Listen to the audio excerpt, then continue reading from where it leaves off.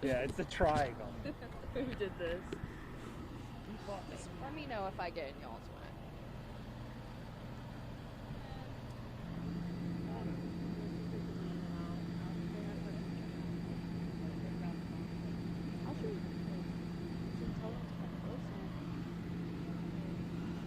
I think if all of y'all are going to talk, I think we're just kind of going to move around like this. They're Okay. here to answer any questions you might have, but we're just gonna give you an update from the bomb squad perspective. Okay. And the law enforcement situation. Is everybody ready? Y'all let me know when you're ready.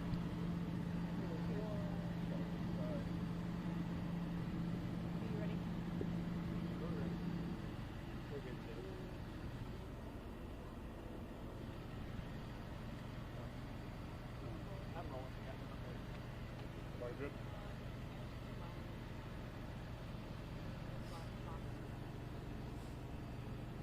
Everybody ready?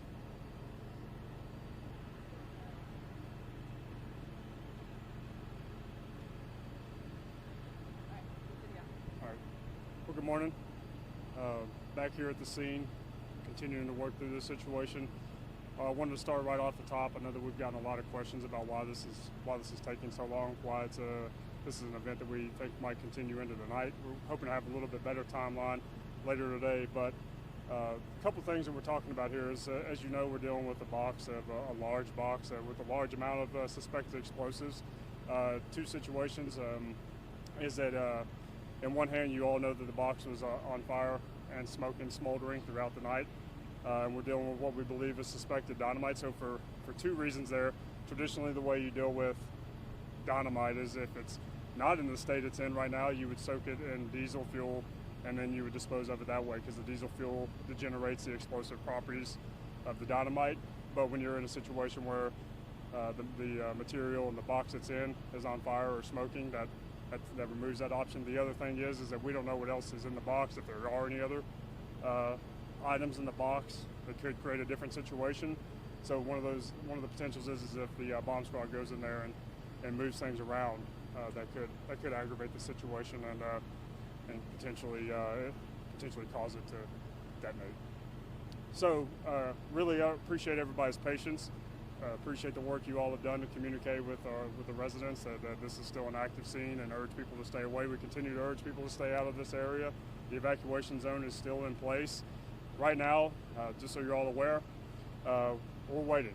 We're waiting right now. We're still dealing with a volatile situation. We've got additional resources that are coming in to assist, but we're in a waiting pattern right now to get a little better assessment of what we're dealing with and how to handle that situation. Also really want to emphasize again that this is, by all accounts, an isolated incident. There are no other known bomb threats. There are no other known explosives anywhere in Knoxville. We also continue to believe that there was nothing malicious. There was no criminal intent with this.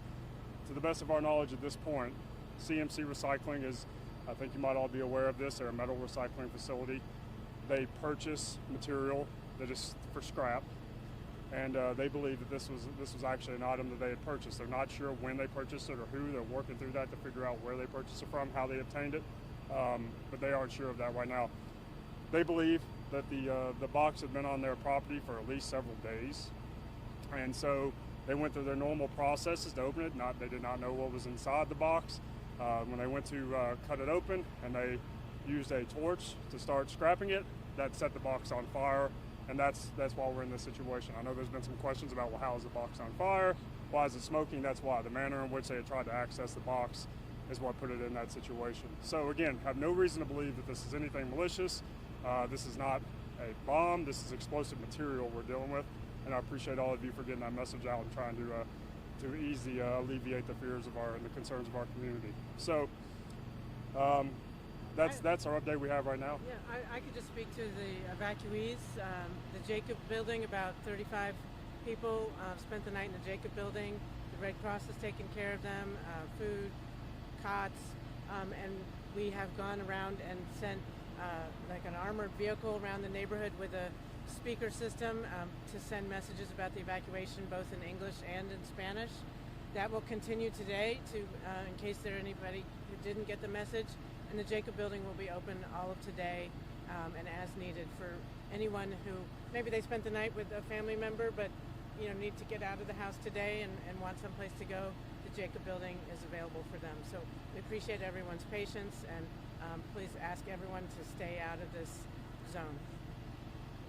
Again, we want to emphasize how much we appreciate all of our partners. KFD's been here with us from the minute the call came out. We've also got many of our city partners. You've got AMR. You've got all these agencies that have rallied around to assist here and help people get out of the zone.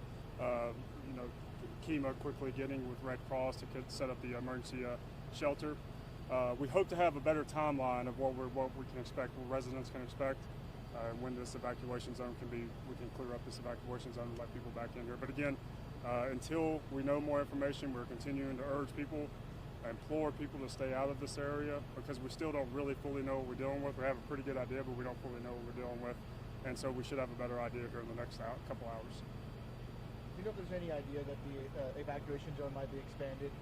There are no plans right now to expand the evacuation zone. Is that? You said there were additional resources being brought in. What are those additional resources? We're happy to get you all the additional resources when we get through this, but we've obviously relied a little bit on ATF and the FBI's bomb squad and their expertise. But we're happy to share with you some of those additional resources we brought in when we get through the situation. Is that what we're kind of waiting on right now for investigators to get a little more information about what's inside the box before any action is taken? Yeah, that's a piece of it. Of course, we have the one element where the box is on fire and smoking. The other element is we don't really know all of the contents of the box. We can see what we can see through the drones and the other resources we've sent in, but we don't really fully know exactly what else might be in that box. And you mentioned yesterday that the evacuation will continue into tonight. Is that timeline still the same, or is it kind of unsure? People need to expect that the evacuation zone could continue into the night. That timeline could change, and we should have a better idea later this morning. And we'll provide another briefing once we get a little bit more definitive timeline. But we think the expectation for residents should be that this evacuation zone could continue into the night. Is the box still smoking right now? I'm not sure what state it's in right now. That we're just getting light here, and the bomb squad is in a waiting pattern to continue their evaluation of it. Could it push how serious the situation in terms of how volatile dynamite could be? I don't know how much experience you might have with that, but the seriousness of it in that this is an explosive that we're dealing with. I would maybe defer to somebody who's dealing with more hazardous material, but it's obviously a volatile situation. Maybe. Yeah. So one of the things that we really don't know is how old this dynamite is and what kind of shape it's in. Once they're able to get in and actually, literally, kind of peel this box back out, they'll know what kind of shape it is and how volatile it is. Could it explode? Yes. That's why we're taking all of these precautions. We really don't know what shape it's in. We believe it to be unstable, and until we prove otherwise, we're going to treat it like it could explode. That doesn't mean it will, just that's the precaution that we want to take today. And again, Anything like critical facilities like hospitals, fire department, anything kind of in this evacuation zone that's also, causing issues? So we do have several businesses that are unfortunately closed because of it. I mean, you can look down Western Avenue and see that there's a church. I believe it's USA Foods that's right behind us here. So yes, there are some businesses that are closed. Ideally, this comes to an end today and everybody gets to open back up Monday morning like they normally do. But we're just going to have to play through and see. There's no hospitals in danger. There's no nursing homes in danger. Nothing like that. And we've got no schools in danger. Thankfully, Knox County Schools was on fall break. But we've got a really good idea about what's inside of this zone, and we'll continue to watch it very closely. The box that you guys found it in, was it completely sealed, or is it just something that's closed? And would you think that this would be, because you guys said originally it might be an accident or like unintentional? well, our understanding is that the box was sealed on the CMC recycling property. It was probably a piece of property that they had purchased and had been on their grounds for a couple of weeks. They had purchased for scrap. That's what CMC recycling does. And it was locked, and at some point they went to open it and they took a torch to it to start the scrapping process, and that's what ignited the box. So we do have the ability to see in and get a glimpse of what's inside, and that's what they did. They cut it open.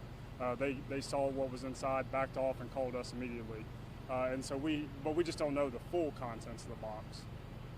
Mark, this might be a question for you if you can answer, but just how does one use dynamite nowadays? What does that process look like? Where could this dynamite have potentially could come from? Well, we have no idea where it came from because we don't know how old it is, where it was stored, or anything like that. Eventually, I'm sure the investigation will help us figure that out.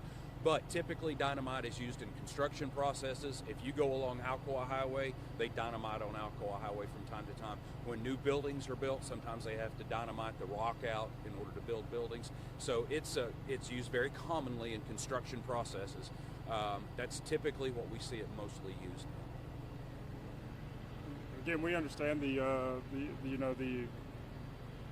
inconvenience this has caused, but our job at the end of the day is collectively to keep people safe. And what we believe we're dealing with is this was the right thing to do. The right thing to do was to get people out of this zone and keep them out of this zone until we can resolve this. So we'll have another update as soon as we can this morning once we get a little better idea of what we're dealing with, what the timeline might be looking like, and when we can expect to potentially relieve this evacuation zone. But until then, we appreciate all of your efforts to help get the message out and keep our residents safe. Appreciate you guys. Thank you. Thank you.